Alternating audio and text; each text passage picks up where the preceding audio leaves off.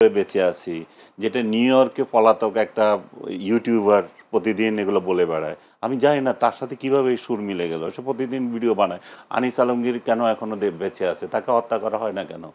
ফুয়াদের ওনার সুরে কথা বলছেন, হত্যার কথা বলি নাই, এটা মিলে গেছে আর কি। হুমকি দেওয়া হয়েছে কিনা আপনি সত্য কথা বলার জন্য এইভাবে যদি ট্যাগের রাজনীতি চলতে থাকে আমাদের করার কিছু নয়। আর আওয়ামী লীগ সম্পর্কে উনি যেগুলো বলেছেন, আওয়ামী লীগের কোনো নেতা কর্মী যদি থাকে তাদেরকে যদি টকশোতে যদি ডাকার আপনাদের সাহস থাকে তাদের কাছ থেকে শুনেন। আমার কোনো ঠেকা নাই যে আওয়ামী লীগ। সাংবাদিক হিসেবে আপনি কি মনে করেন? আমি সাংবাদিক হিসেবে বলবো যে ফুয়াদ একজন রাজনীতিবিদ হিসাবে যে বঙ্গবন্ধুকে নিয়ে যেগুলো বলছেন এগুলো খুবই শিশু সুলভ কথাবার্তা। যে বঙ্গবন্ধু স্বাধীনতা চান নাই, যে লোক জীবনের সিংহভাগ কাটিয়ে দিলেন এই দেশকে স্বাধীন করার জন্য, তিনি স্বাধীনতা চান নাই। উনি ওই রাতে পালিয়ে গেছেন। ওই রাতে উনি খুব ভালো করেই জানেন যে আর্মিরা কাকে চায়। আর্মিরা যদি ওনাকে না পায় এদেশে কেমন ম্যাসাকার করবে ওনার বলা বহুবার বলেছেন। আমি তাদের আমাকে করেছে বলছে আমাকে ওরা ওদের টার্গেট আমি যখন ধরা পড়বো তখন আর বিষয় না। আর উনি যদি পালিয়ে যেতেন তাহলে পাকিস্তান এই ন্যারেটিভ তৈরি করতে যে দেখো ভারত এটা করছে, ভারত থেকে আমাদের এই হচ্ছে মুজিব হচ্ছে ভারতের চর, এইভাবে যেটা এখনো এরাও বলে মুজিব হচ্ছে ভারতের চর। এভাবে এরা এখনো মানে দুঃখে ফেটে যায়, ওদের কলজা ফেটে যায় যে কীভাবে এই সোনার পাকিস্তান থেকে আমরা পাকিস্তান থেকে আমরা আলাদা হয়ে গেলাম। সে এদের এরা এই যে যারা 2.0 স্বাধীনতা, তো এইটা নিয়ে নতুন করে কিছু বলার নাই। শুধু আমি একটা সংশোধনী দিতে চাই ফুয়াদকে নিজে জানার জন্য। এই যে 71 এই যে 25শে মার্চের রাতে বঙ্গবন্ধু যে স্বাধীনতার ঘোষণা দিয়েছেন সেটা আমার ফ্যামিলি সাক্ষী, অন্য কেউ না। আমার চাচা উনি চিটং ছাত্রলীগের নেতা বখতিয়ার উদ্দিন চৌধুরী, উনার নেতা হচ্ছেন জহুর আহমেদ চৌধুরী। রাত 12টার পরে তারা মাইকিং করেছেন রিক্সা নিয়ে, বলে যে তোমরা যাও বঙ্গবন্ধু স্বাধীনতা ঘোষণা করেছে। এটা রাত 12টার পরে এটা তারা সারা চিটং শহরে মাইকিং করেছে, বঙ্গবন্ধু স্বাধীনতার ঘোষণা দিয়েছেন। এখন এটা কিভাবে দিয়েছেন, এটা ওহি থেকে পাইছেন না পাইছেন সেগুলো আমি জানি না, বাট উনি দিয়েছেন। এবং পরের দিনের ইন্টারন্যাশনাল পত্রিকাগুলোতে বঙ্গবন্ধু স্বাধীনতা ঘোষণা দিয়েছেন, এগুলো তো আছে, এগুলো তো ডকুমেন্টেড। এগুলো নিয়ে তর্ক করার সময় ব্যয় করা। তাজউদ্দিনের ডায়েরি কি না আছে, কে কীভাবে প্রকাশ করছে, তাজউদ্দিনের কি, সেটা নিয়ে আমি ইয়ে করবো না। আমি যেগুলো আমি দেখছি আমারগুলো আমি দেখছি, আমি আমারগুলো বলতেছি, আমার ব্যক্তিগত অভিজ্ঞতা থেকে বলছি, আমার সংবাদপত্রের ইতিহাস থেকে বলছি। কার ডায়েরিতে কে কী গল্প লিখলো সেটাতে আমি যাচ্ছি না। আরেকটা হচ্ছে যে আমি যেটা বলতেছি যে আর আইন শৃঙ্খলা পরিস্থিতি আমাদের মানে ও বলছে যে এমন পরিস্থিতি তৈরি হয়েছে যে মানে শেখ হাসিনা মানে শুনলে মনে হয় যেন শেখ হাসিনা কত বছরে এই দেশটাকে ধ্বংস করে দেখেছে, কিছুই করে নাই। আমাদের যে এই সরকারের অনেক উপদেষ্টা যে বলে আমরা এটা পেয়েছি, আমাদের এটা ভিত্তি এত স্ট্রং, আমাদের অর্থনৈতিক ভিত্তি এত স্ট্রং, আমাদের ওই অর্থ উপদেষ্টা বারবার বলে থাকেন, মনে হয় যেন এগুলা মিছা কথা। এবং ডক্টর ইউনূস ধ্বংসস্তূপ থেকে উনি 71-এর স্বাধীনতা যুদ্ধের পরে মানে 72-এ ক্ষমতা নিয়েছেন, ক্ষমতা নিয়ে এখন এমন একটা বানাচ্ছেন যে কিছু, এই দেশ তো কিছুই ছিল না, আর্মি ছিল না, ছিল না, উনি বানাচ্ছেন সব কিছু, তাতে হয়ে গেছে। আমরা যেটা ছিল সেটাই চাচ্ছি এখন, এর আগে যেটা ছিল জনগণ সেটাই চাচ্ছে। এর আগে যে আইনশৃঙ্খলা পরিস্থিতি যা ছিল, বাজার করে যে বাজার খেতে পারছে সেটাই চাচ্ছে। এর আগে যে পরিস্থিতি ছিল বা নিজের বাড়িতে শান্তিপূর্ণ ঘুমানোর যে অধিকার সেটাই চাচ্ছে। আমরা এই সরকার যদি কিছু কাজ করে থাকে, গুম এবং খুন তো হচ্ছে, অহরহ হচ্ছে, গুমের যে বিষয়টা ছিল, গুম কালচার, যেটা যে আয়নাঘর কালচার, এটা ছাড়া এবং ক্রসফায়ার, দু একটা হয়েছে ক্রসফায়ার এবং গুম ছাড়া এই সরকারের আর কোনো দৃশ্যমান কোনো কাজ নাই। ধ্বংস কত প্রকার এবং কি এই সরকারের আমলে মানুষ উপলব্ধি করছে। সমাজকে যে টুকরা করে দিয়েছে, একজনের ভাই লাগাচ্ছে, রাজনৈতিক ঘরে রাজনীতি লাগিয়ে দিয়েছে, এই সরকারই সব করেছে। এখন এই বলছিলেন যে গতকালও একটা অর্গানাইজেশন দিয়েছে যে 78% তার সরকারের মানে প্রশংসায় মানুষ উচ্ছ্বসিত। ওই অর্গানাইজেশনের একজনের সাথে কথা হয়েছে, আমার ভাইয়ের কথা হয়েছে, তারা বলছে যে প্রথম আলো তাদের এই রিপোর্ট যেটা সেটাকে বিকৃত, তারা বুঝেই নাই এটা কিভাবে উপস্থাপন করেছে, সেটাতে একটা হচ্ছে মানে ভুয়া বলে তারা প্রমাণিত, ভুল তথ্য, মানে কিভাবে জরিপ করতে হয় সেই বিশ্লেষণ তারা করতে পারে না, সেই কারণে এটা হয়েছে। আরেকটা বিষয় হচ্ছে যে এত হাস্যকর, আমি ওইটাকে আরও বলবো যে সেটা প্রেস সচিবকে পাশে নিয়ে ঘোষণা করছে। তো প্রেস সচিবকে পাশে নিয়ে যখন এই সরকারের গুণগান গাইবে কেউ বা একটা অর্গানাইজেশন যদি করবে, তাতে বুঝতে হবে যে এগুলার কোথায় অরিজিনাল, এদের প্রাণভ্রমরা কোথায় এবং কেন এগুলা করতেছে। বাংলাদেশের আইন শৃঙ্খলা যখন এই পরিস্থিতিতে, এবং বলছে যে আমাদের রিজার্ভ আছে কিন্তু আমাদের ইনভেস্টমেন্ট হচ্ছে না, বাইরে থেকে আসছে না। বাইরেরটা বাদ দেন রে ভাই, আপনার আশেপাশে আপনি জিজ্ঞেস করেন যে আপনার বন্ধু বান্ধব যারা আছে তারা ইনভেস্ট করছে কিনা, তারা তো করছে না। কেন করবে? কারণ সে তো নিরাপত্তা পাচ্ছে না। ওইখানে তো চাঁদাবাজরা যাচ্ছে, ওখানে বিএনপির চাঁদাবাজ যাচ্ছে, জামাতের চাঁদাবাজরা যাচ্ছে, অন্য তো এনসিপির চাঁদাবাজরা যাচ্ছে। এত চাঁদাবাজকে দিয়ে তো সে ব্যবসা করতে পারবে না। আগে তো একটা চাঁদাবাজির একটা কোটা আছে যে আমি কত % চাঁদা দেব। এখন তো 3 গ্রুপ আসতেছে, তারপরে এক দলেরও আবার 3 গ্রুপ যায়। আমি কথা বলতেছি যে ভাই বিএনপি থেকেই যায় 3 গ্রুপ, কারে চাঁদা দেবো, কীভাবে করতে? এখন ইনভেস্টমেন্ট না করে তারা এইভাবে বসে আছে, এই জন্যই বসে আছে। এই জন্যই আমরা চাচ্ছি যে যেই দলই আসুক, একটা ফেব্রুয়ারিতে যে আপনারা নির্বাচনের তালবাহানা করেন না, ফেব্রুয়ারিতে নির্বাচনটা দিয়ে দেন, ডক্টর ইউনূসকে সহায়তা করেন যে একটা নির্বাচন দিয়ে একটা নির্বাচিত সরকার আসুক, দেশের মধ্যে একটা শান্তি যাতে আমরা চাই।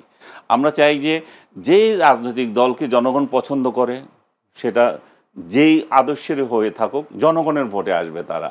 কিন্তু আপনারা নিশ্চিত করেন যে ভোটটা যাতে ফেয়ার হয় এবং মানুষ যাতে নিরাপদে ভোট দিতে পারে। আরেকটা বিষয় আপনারা তো ধরেই নিয়েছেন, জামাত আপনারা ছাড়া তার কাউরে আনবেন না, তবুও সুখে থাকে না আপনারা। আওয়ামী লীগের ভোট দিয়েন না, জামাতকে ভোট দিতে দিয়েন না, জামাত না, জাতীয় পার্টিকে ভোট দিতে দিয়েন না, নিজেরা ভোট করে তবু একটা সরকার আনেন, তবু একটা চেহারা আমরা দেখি যে কী ধরনের সুখের নহর আপনারা কিভাবে বয় দিতে পারেন। সেই জিনিস জাতির একটু জানার দরকার আছে। জাতি এটা এই জন্যই চায় যে তারা যে পরিস্থিতিতে পড়েছে, যেটা যে 5 আগস্টের পর থেকে যারা যে মানে আগে ইয়েতে ছিল, এটা বলে কড়াইতে ছিল, তারপর এখন আগুনে পড়ে গেছে, এই পরিস্থিতি থেকে মানুষ উত্তরণ চায়, জনগণ উত্তরণ চায়। জনগণ, আপনারা রাজনীতি করেন, আপনাদের আরও বেশি বোঝা উচিত জনগণ কি চায়। জনগণ তো বলতেছে, আপনারা জনগণের কাছে যান না, হয়তো জনগণের কথা শুনেন না, আপনারা হয়তো একতরফা শোনেন, হয়তো আপনারা আরেকটা শ্রেণী আছে, ওই শ্রেণীর কাছে যান না, আপনারা ওই গল্পই শুনতে চান যে গল্প আপনাদের ভালো লাগে, যে ডক্টর ইউনূস শান্তিতে রেখেছে আমাদেরকে, ডক্টর ইউনূসের পরে আমরা যারা ক্ষমতায় আসবো তারাও শান্তিতে নহর বইয়ে দেবো। আরেকটা বিষয়, যেতে জুলাই সনদ নিয়ে যেই প্যাচাল চলতেই আছে, এটা ওনারা সমাধান করতে পারছে না, দিনের পর দিন বৈঠক করে।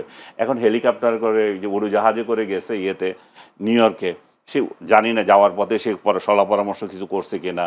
ওইখানে গিয়ে 3 দলের যে নেতাকে গার্ড হিসাবে নিয়ে গেছে, সেফ গার্ড, যে ডিম মারলে যাতে ওদের গায়েও পড়ে। সেই পরিস্থিতি কালকে রাত থেকে দেখতেছি, সেফ গার্ড কালকে রাতেই তো দেখতেছি, সেটা দেখা যাচ্ছে যে আওয়ামী লীগ বিএনপি রাস্তায় নেমে করছে। আগে এটা আওয়ামী লীগে করতো, এখন বিএনপি বলতেছে আমাদের মহাসচিব আসতেছে, সো আমরা তো ছেড়ে দেবো না আমাদের মহাসচিবকে অপমান করা। সো মুখোমুখি বাংলাদেশকে বহির্বিশ্বেও নিয়ে গেছে, এক ধরনের ঝগড়া ফ্যাসাদের জাতি আমরা, এটা এখন ইন্টারন্যাশনালি নিয়ে গেছে। এবং ডক্টর ইউনূস সুচারুভাবে এটা তার যাওয়ার বিদায় বলে, আমি জানি না বিদায় কিনা, মানে তার শেষ বলতে পারি এটা। বিদেশে কেন বলছেন? শেখ হাসিনার সময় তো আমরা দেখেছি শেখ হাসিনা নিউ ইয়র্ক গেলে সেখানে বিএনপির আন্দোলন আমরা করছে, আবার বিএনপিও করছে। বিএনপি যখন খালেদা জিয়া ক্ষমতায় ছিল তখন করছে, আমি নিচে চোখে দেখে এসেছি এই কালচার। কেবল ডক্টর ইউনূসকে দোষ দেওয়া তো ঠিক না, ডক্টর ইউনূসকে দোষ দেওয়া যে এই লেভেলে ছিল না। কারণ হচ্ছে যে ওই সময়ে তারা দেশে অন্তত কথা বলতে পারতো, রাজনৈতিক দলগুলো। এখন তো এখানে তো কথা বলার কোনো শক্তি নাই দেশের মধ্যে, বিরোধীদের বা বিএনপি আওয়ামী লীগের। তো তারা সর্বোচ্চ প্রয়োগটা তাহলে বাইরে করছে, এবং বাইরে তারা যে রাজনৈতিক দলগুলো যে দোকান খুলে রেখেছে, সব কটা রাজনৈতিক দল, এগুলো কিন্তু সাংবিধানিকভাবে এটাকে অ্যালাউ করে না, আমাদের আরপিওতেও এটা অ্যালাউ করে না, কিন্তু ওনারা এটা খুলেছেন বিশেষ প্রয়োজনে।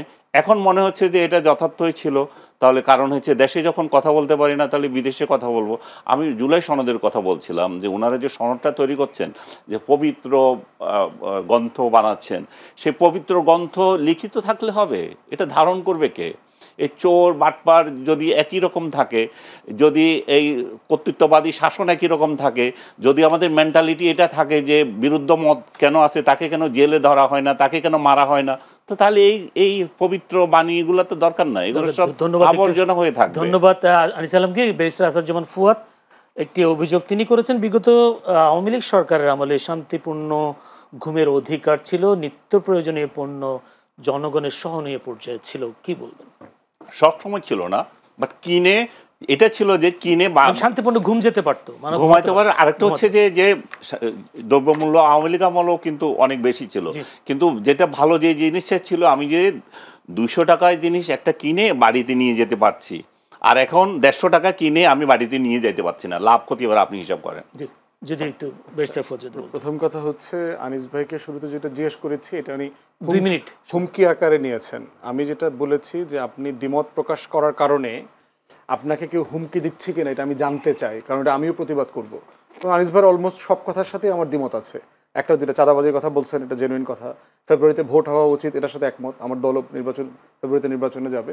বাকি অলমোস্ট সব কথাই হচ্ছে আমি আওয়ামী লীগের 16 বছরের বয়ানের একটা রিজেম্বলেন্স দেখলাম আর কি, এবং যেটার সাথে আমি রেসপেক্টফুলি ওনার সাথে দ্বিমত করছি। প্রশ্ন কথা হচ্ছে, দেখবেন যে যখনই আমরা আমাদের আজাদির লড়াইটাকে দিল্লির আধিপত্যবাদের বিরুদ্ধে নেই, এবং গণ অভ্যুত্থান যে দিল্লির আধিপত্যবাদের বিরুদ্ধে একটা লড়াই, একটা জনগণের মানে প্রচণ্ড রকম স্বতঃস্ফূর্ত প্রতিবাদ, এইটাকে আনিস ভাইরা মেনে নিতে পারছেন না। এবং ওনারা দেখবেন একটা অভিযোগ করেন প্রায় যে আমরা এইটাকে 71-এর মুখোমুখি করছি, এটাকে আমরা 47 মনে করতেছি। আপনি আপনি ইন্টারভিউ করেন না? আমি তো গ্রামে গত 1 সপ্তাহ গ্রামে কাটায় আসলাম, আমাদের গ্রামে যাওয়ার জন্য বলছে, কারেক্ট অ্যাডভাইস, রেগুলার যাচ্ছি, এবং ওনাদের থেকে গ্রামে গঞ্জে সাধারণ মানুষ চরে টরে গিয়ে টিয়ে সব জায়গাতে কথাবার্তা বলছি। গ্রামের মানুষদের ভিতরে কি আসলে এই জিনিসগুলো এইভাবে কাজ করে? এভাবে কাজ করে না তো। ওনারা বাংলাদেশকে এইভাবে দেখে না। আওয়ামী লীগের চোখ দিয়ে বাংলাদেশকে যেভাবে দেখা হচ্ছে, দেশের মানুষ বাংলাদেশকে এইভাবে দেখেন না। অতএব সেই জায়গাতে দিল্লির আধিপত্যবাদের বিরুদ্ধে লড়াইয়ের কথা বললেই 71-কে ছোট করা হয়। শেখ মুজিবের গ্লোরিয়াস পিরিয়ডের কথাও তো বললাম, 14 বছর গণতন্ত্রের জন্য লড়াই করেছেন, কিন্তু উনি শেষের জীবনের যে 3.5 বছর যা করেছেন, হিস্টোরিক্যাল রেকর্ড, যে উনি তো এগুলো করেছেন। এখন প্রশ্ন হচ্ছে, তাহলে কি ওনার আগের মহত্ব শেষ হয়ে গেছে? না, আগের মহত্ব আগের জায়গাতে আছে, কিন্তু শেষে যা ক্ষতি করেছেন রাষ্ট্রের, সেটাও আমাকে বলতে হবে। রাষ্ট্রের দায়টা এরকম, কারণ কোন রাজনৈতিক নেতাকে আমরা নবী মনে করি না। আপনি তার প্রশংসা করছেন, কিন্তু তার স্বাধীনতায় সে অবদান সেটাই স্বীকার করেন না, তার কি বাকিগুলো কি দরকার নাই? অবদান হচ্ছে যে এটা তো ফ্যাক্টস। আমি তো বইয়ের রেফারেন্স দিলাম, মুক্তিযুদ্ধের প্রধান মানে সংগঠক তাজউদ্দিন আহমেদের লেখা থেকে বললাম। এখন তার লেখা যদি আপনার যাত্রার ডায়েরি মনে হয়, আপনি ছোটবেলায় আপনার চাচার কাছ থেকে কি শুনেছেন, এটা বেশি গুরুত্বপূর্ণ মনে হয়, that's for the listeners and the viewers too. ধন্যবাদ।